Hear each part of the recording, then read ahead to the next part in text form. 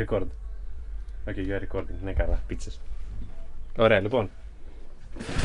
As you know, I always talk a lot. And I spam memes. Today the boss said he has a goal for this video. A goal. Come on, man. Look at his cable. And he's not giving me any. Fucking hell. He has a goal. He wants this video to be short, straight to the point. So basically he said, Alex, come install this and leave. So I can explain everything. So you will not hear me say anything. I will just be working like a slave without any pay. As always, you know the drill.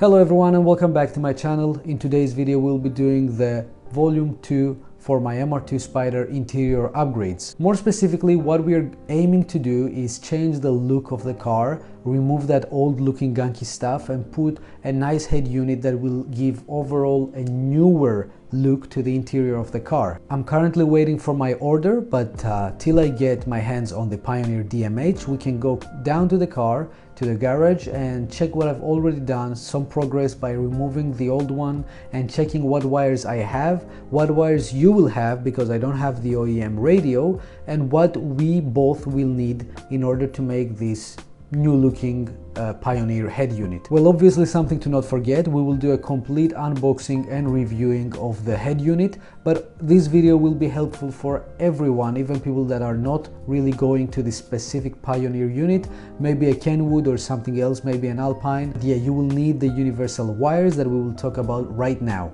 Well, now that we are finally in the car, let me show you a couple things. Now, wait a second. I know you might be like, hey, he's missing many things here. He has already removed everything. He's a couple steps ahead. Don't you worry. I will explain to you everything one by one, and you will reach out to the moment that I am really quickly. Obviously, the first thing we have to do in order to remove the old radio, I will think that you have the OEM radio, or even if you have an aftermarket radio unit like mine, you will still have to do the same thing because of all the plastic trim it will most likely have around. Now let's see what we have to do in order to get our hands into the already existing head unit. First, you want to remove these three guys right here and the top guy, do not forget it. Those are pretty easy, you just pull them and they come right out. Then you have 2 screws that you have to undo, pretty easy, straightforward. And once you remove them, all you have to do is put your hand right here and unclip it. It's pretty easy, and you know, I might even show you, or I will have to show you. Yeah, there you go. Pretty easy. It's out now. See, don't pull too hard. You have a cable behind here for the time, but I don't have to remove it right now, so I will just put it back on its place. So once you do that, you will have enough area here to get the radio out. Now obviously before you do that, you want to undo this guy right here, and to get to this whole column area you have to work your way from side to side. So more specifically, what you want to do is, you have this plastic trim right here, the square thingy, I will show you right now. You remove that, and then you have 2 bolts on each side. You can see I removed them, one on the right and one on the left. You remove those 2 on both sides. You see, not the bolts, but they are screws. The bolts, you don't want to touch them, but the screws that go right here. And then you're able to remove the whole plastic trim from here, and you get access to the area right there. You can see 1 hole, 2 holes, and 1 and 2. So the 2 holes from each side are for that guy, so you can remove and move it around. Same applies to that side, and obviously you don't want to pull that too hard as well. It has a plug for the heating lighter or battery thingy, so don't pull too hard, you might rip off the cable and then that's it, you won't have power there. Now once you remove those 4 bolts, this guy goes out the way. Then you remove the 4 bolts, 1 right here, screws actually, again not bolts, 1, 2, 3 and 4, and you remove the unit straight forward. But oh well, let's talk a little about the cables. So from the OEM radio you will have this guy right here with 1 pin only, and that multi-pin plug. So this one plugs basically onto your OEM radio.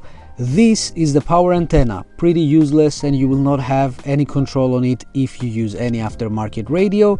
If you really want to have power antenna, you can remove this plug and make a switch for it, but it's pretty useless, I don't even use it.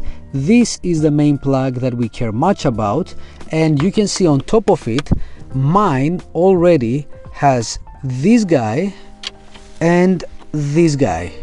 Okay, this is the plug and play universal plug. Basically, I don't really know what this thing was for, and it was not connected anywhere, but this is the universal one. You will most likely need it, and you will most likely have to buy it. It will not come with the radio itself. And you have one more cable. Mine was messed up, guys. This is the antenna cable, and you're gonna ask me, why is that like that? Well, they did not have a plug, a universal plug, and they thought it's a good idea to cut the OEM cable and just put that with a little bit of you know, duct tape or electrical tape and install it. It was working fine, you know, all these years I never had an issue with the radio, so I guess it did work, but we will have to do an extra modification here and put an actual plug and make it nice and secure with Alex. But yeah, this is the plug and play area. You don't have that. You will have to buy it, or you might have it like me because the previous owner or you back in the day wanted to add a different radio. So let's get inside and let me show you all the parts that I removed and explain things a little bit more clearly. Well, now that we are in, let's see what we have removed.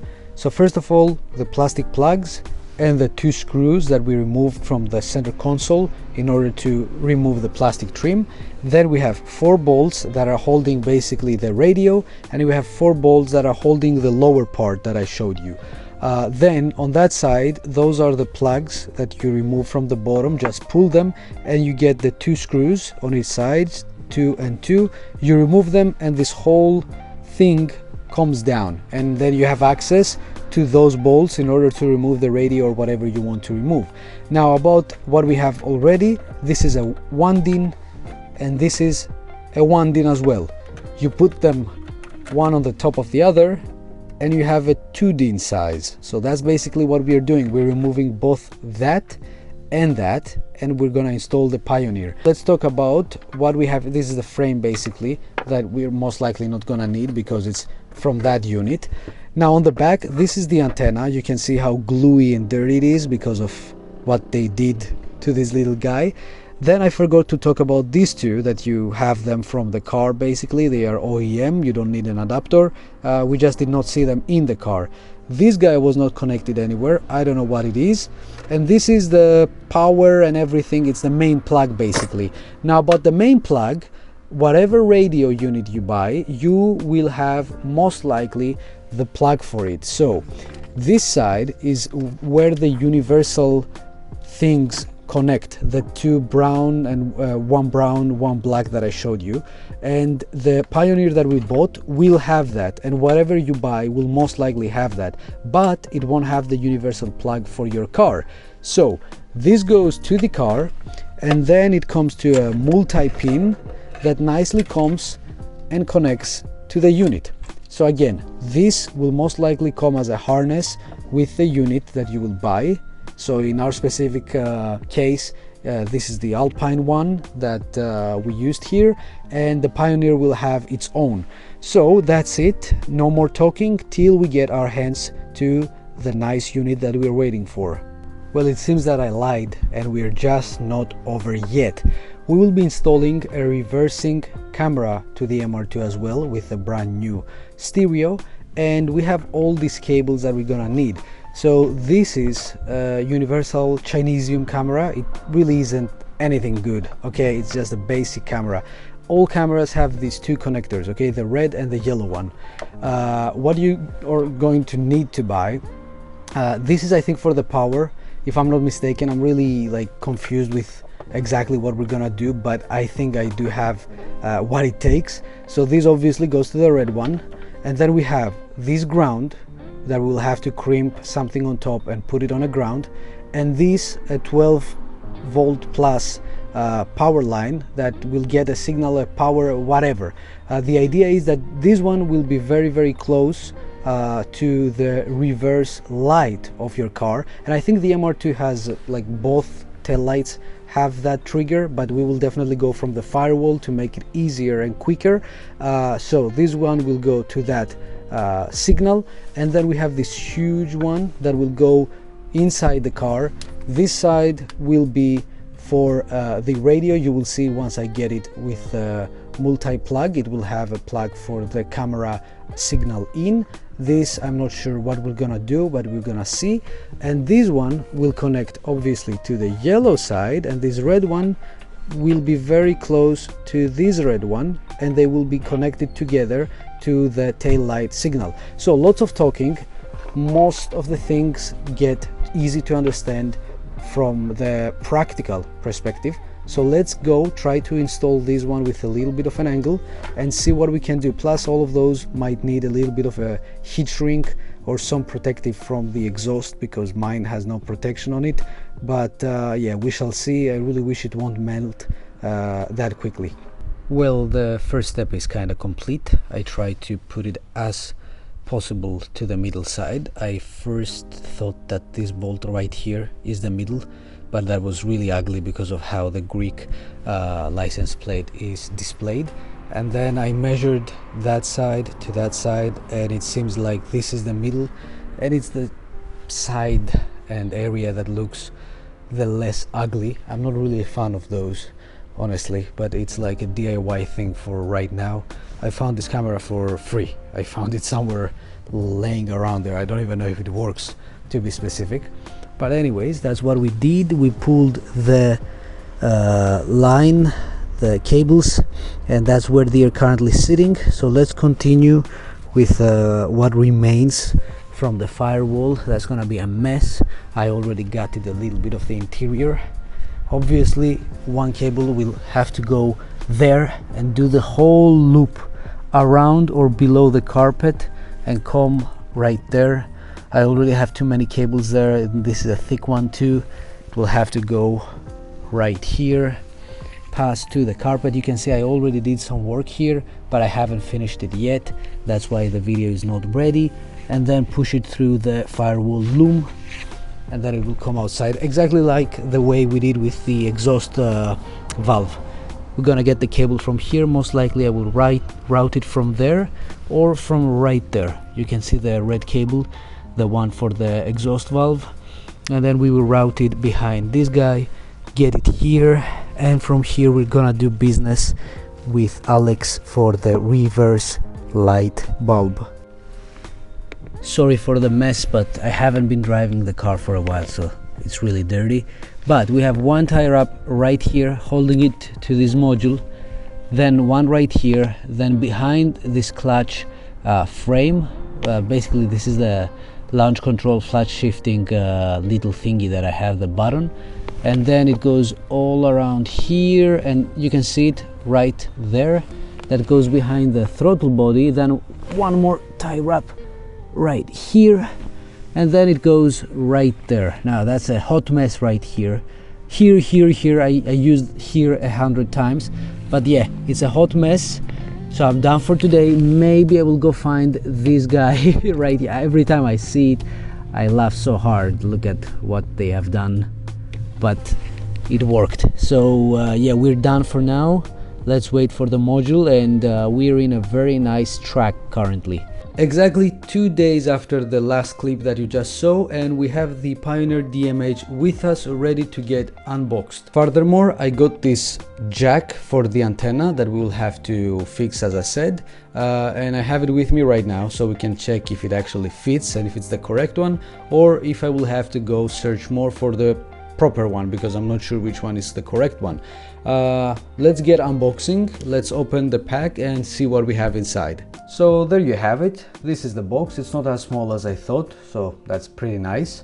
Something that I want to say, I previously talked about Android Play, Apple Play, something like that. So this one doesn't exactly have those functions, but it has an application that allows both Android and Apple iOS devices to be connected. We will talk about it more later, but as we are doing an unboxing video now, I think it's right to talk correctly and with facts and with what we see here about this DMH-A240BT. Now from the box we can see that it has Bluetooth. Obviously it's a 240BT version, made for iPhone, iOS, so it's compatible. Full HD 1080p, nice, even though it's a 6.2 inch screen, and it's not, as I read in the comments and in the reviews, it's not the best screen. But are you going to play games here, or are you gonna watch something? Me personally, not really. So quick charge, 1.5A Android USB, and you have the USB mirroring, obviously, if you want to be quicker without connecting to Bluetooth. And it has a microphone inside, so there is a hands-free function that you can install the microphone, and we will do that, why not? And once you're connected with Bluetooth or maybe USB and you answer to someone, you will be automatically speaking through that microphone hands-free. On the back it says that it has the backup camera function ready, so we will just install that. About the Android, Apple Play, whatever, this is the app, WebLink Cast. So you install, or actually set your phone with WebLink, and it's just exactly like Apple Play or whatever Play you want. We see all the connection here that we can have: phone, USB, Bluetooth, auxiliary.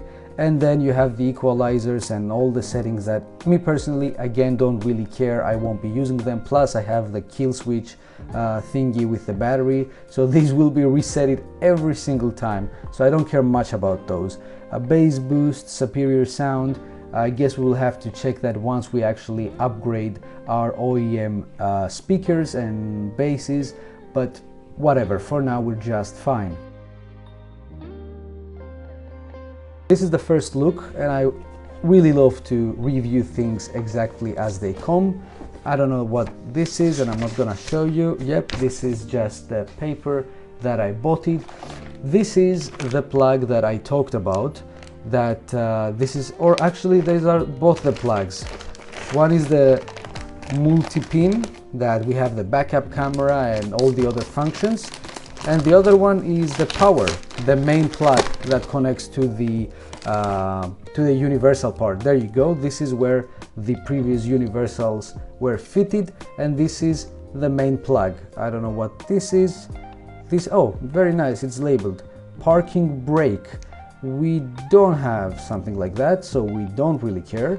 But yeah, this connects to the unit, and this goes to the universal pin. Then you have this multi-pin that has everything labeled for you, goes back to the unit from this side. And then you have rear monitor output. So if you have a screen for that, I guess it's for like, not nav pods, but how you call them, the cameras that check surround, whatever, I don't really know. Rear view camera in, okay, that's what we need. This black one has subwoofer output. We don't have a sub, or at least for now. And then we have those, I think those are the speakers in and out, well, not out actually. Rear output and front output and input, basically. Yeah, okay, input and output. There you go. We only will use the two because we don't have 4 speakers on the MR2. We don't have rear seats. And then lastly, in this case, we have the microphone. What is that? Oh, it's a small 3M tape for you guys to tape whatever is needed to be taped. Even though it has this plug, you can, I guess, remove it. Yeah, you can pull it like that and just stick it somewhere. We're gonna see. I'm not really a fan of those, and I don't really talk while driving.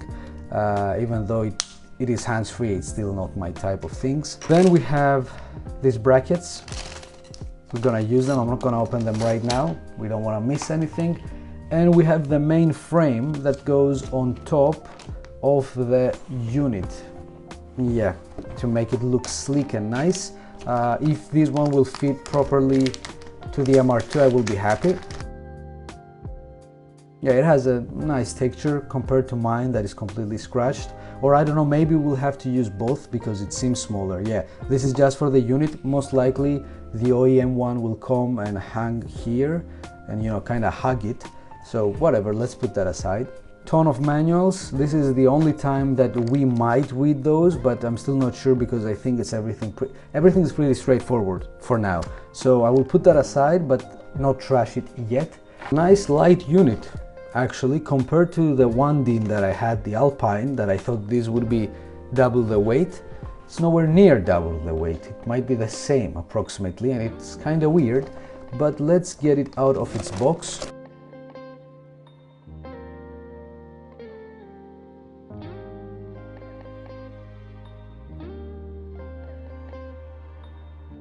And there you have it. This is our little thingy. I think you can remove it from here because this is the frame. Yeah, obviously we can remove it, but I'm not sure how. I think it's clipped here and here. So I'm not gonna rush it, push it around. It's fine as is. So what do we have here? This is the on-off button. This is the main, you know, as you have on your phones for the main menu, I think. You cancel everything and you go back to the main menu. Volume up, volume down. And this small little plug here, yeah, there you go, is for the USB port. So I'll most likely have this always open with that USB sticking like that. It might be a good idea if I find an even smaller USB, but for now we are okay as we are. The screen is neat, as I said, it's not too huge. Most of the screens here have 6.8 to 7 inches that are full screens. This one has a tiny screen, a 6.2, but I still like the design, and I like that I have an actual physical button that I can always use when I want to cancel out everything and go back if something lags or bugs or whatever happens.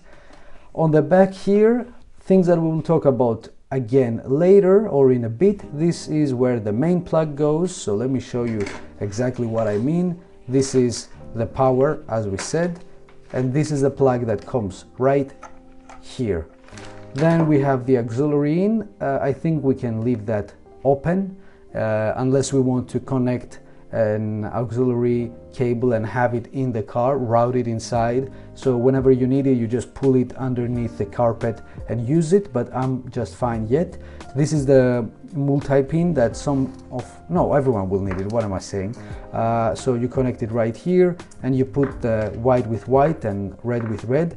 Make sure that you connect the front ones if you are on the MR2 and not to the rear ones, and the camera as well. Then we have the SWC.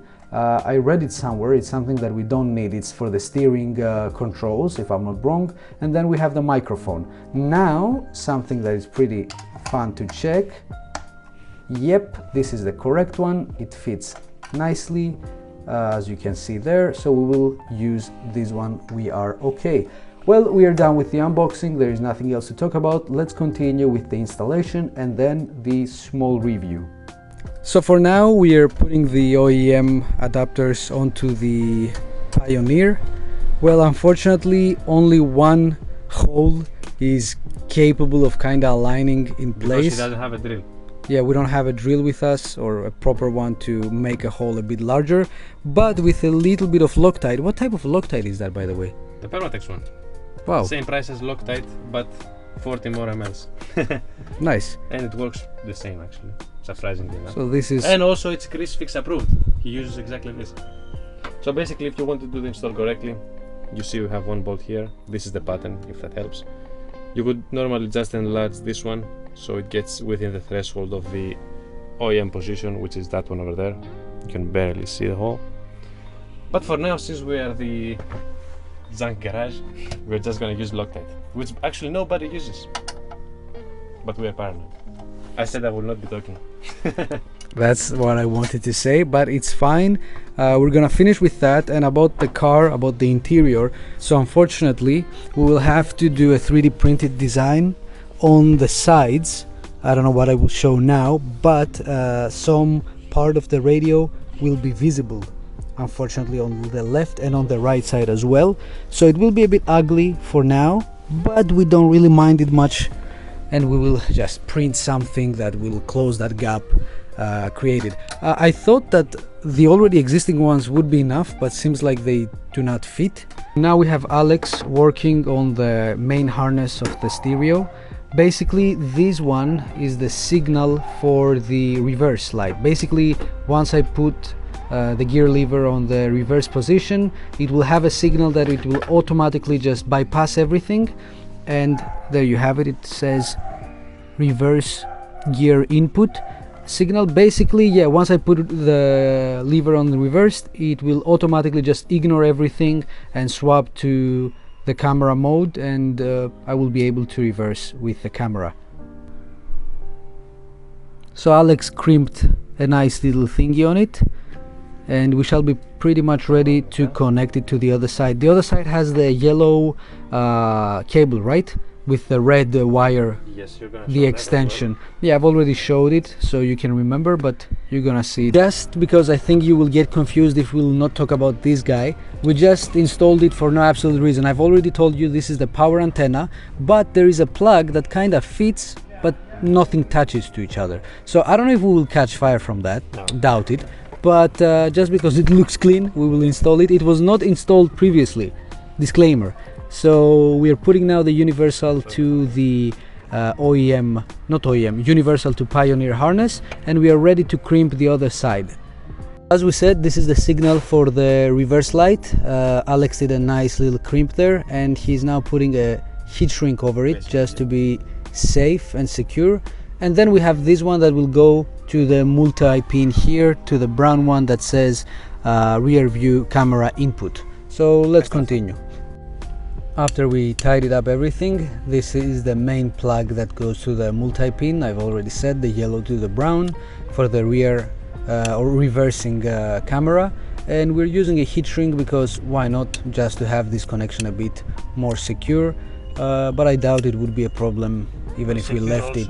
Yeah, but it looks good too. Also. It doesn't, yeah, let's say that's here. Yeah. Mess up with your camera. And yeah, that's pretty much everything we had to do in that side. I think we are done, unless we yeah, the signal, the antenna signal, whatever. And then we will test run it. Yeah, we might go to the back and work with the camera, yes. The camera's connections. But yeah, let's see what we will do with the antenna. That's the pretty interesting part, because we don't know what exactly they've done here, what's happening with the wires, and how the new universal this is one. Professional tuning job right here. They did it good though. So many years and it worked just fine. So you can stop whining about it. I honestly. Let's do it again with the same actually. Can we do it? No. And it will work? I know it won't. So don't talk. If we can do. See, proof. He told you to not talk. Shut up. Well, a bit of a fast forward. The two cables that we had coming from the red and the yellow one are now connected together, and we have one line right here, a cable that will go to the reversing light. So we will see in which one of those two will it be connected, but it looks pretty nice. We have a heat shrink as I see over it, and about the other two we already connected them, and we put a little bit of tape, electrical tape, and heat shrink as well for extra safety, and then we will see where we will attach them. Alex is now checking for the light signal, basically. Yeah, and we will be able to choose. It's one red and one blue, if I'm not wrong. One black and white and blue, and usually this is the ground. So basically, if I touch this, it should ground out. Yep, in the monitor. See, now this is where it gets confusing.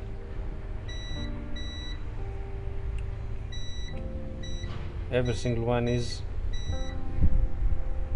also grounding. Perfect. So let's find out which one is the correct one. Voltage, basically. Okay. So now you need to go and put it in reverse. Okay, give me a moment. Let's do that. Ναι.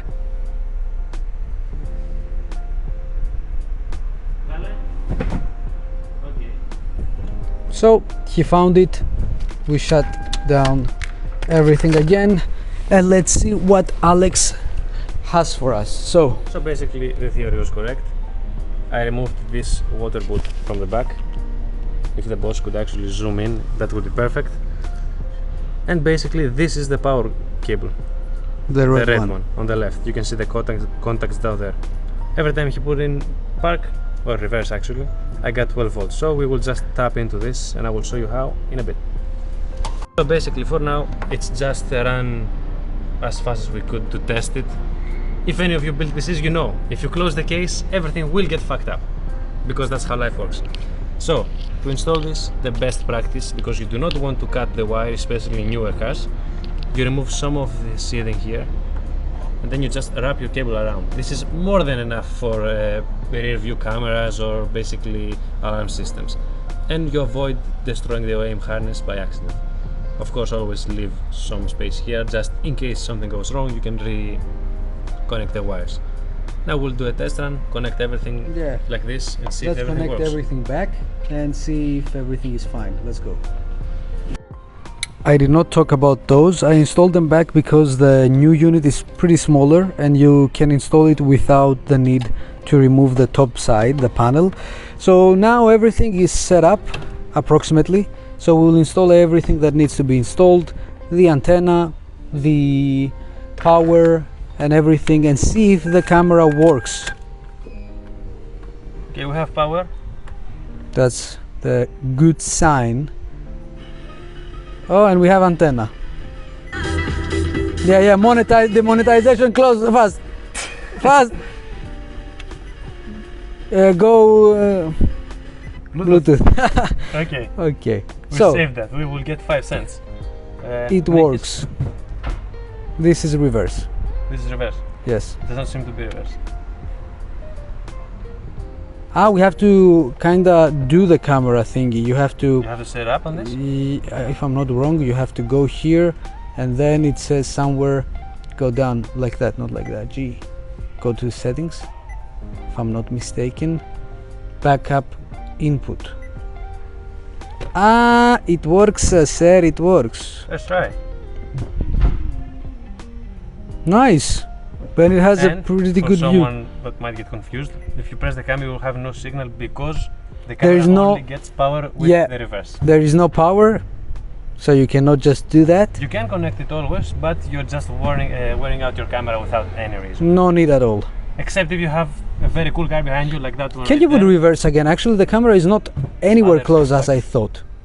It's perfectly fine for what I need in a huge screen. Well, At depends. night, we don't know how good it will be Yes. at night. Also, the other thing, the main concern is, I will leave this here. I don't know if you can see it in the camera, but in my car I always set up the camera so you can see the farthest point on the bumper. In this case, this is how I had it for the first couple of months in mine. You cannot see the car.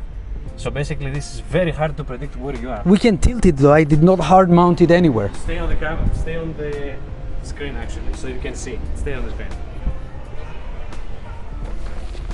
Go ahead. Can you see my hand? Yes. Can you see my hand now? Yes. How far away do you think I am? Ah, pretty close.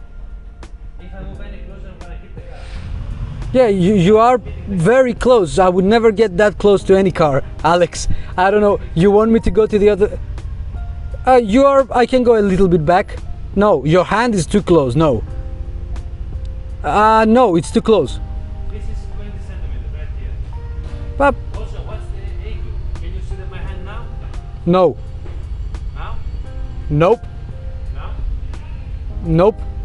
Okay. You cannot see at the exhaust tips. The exhaust tips. Yes, basically I had my hand right here and you could not see.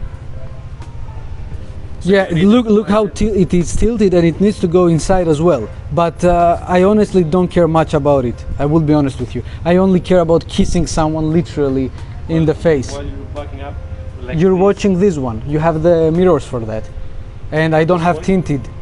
Anyways, I don't have tinted you will be used to it. thing. You might want Yeah, I might touch. Personally, I would install it somewhere around here. I would trim out It the will grill look little bit. very, very ugly though. That's the thing. Here, at least, it doesn't look If that you see bad. mine, you can get smaller ones if you want to show mine as well. the Maybe. one I'm using. Maybe, don't worry. We can do The that. other It's one so easy Will to. be hidden inside the grill. Okay.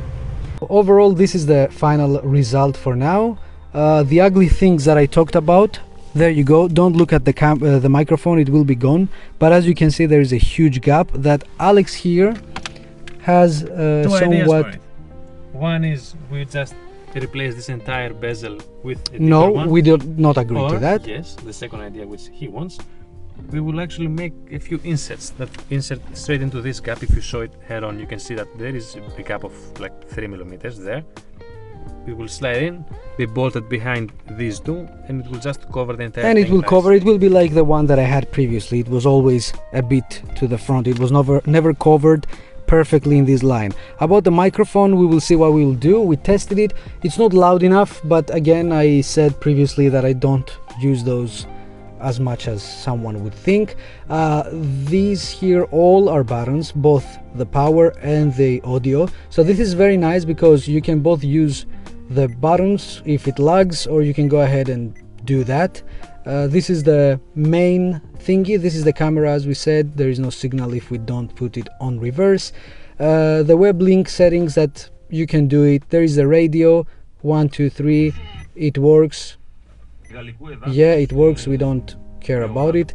And then the USB also works perfectly fine. The Bluetooth also works perfectly fine.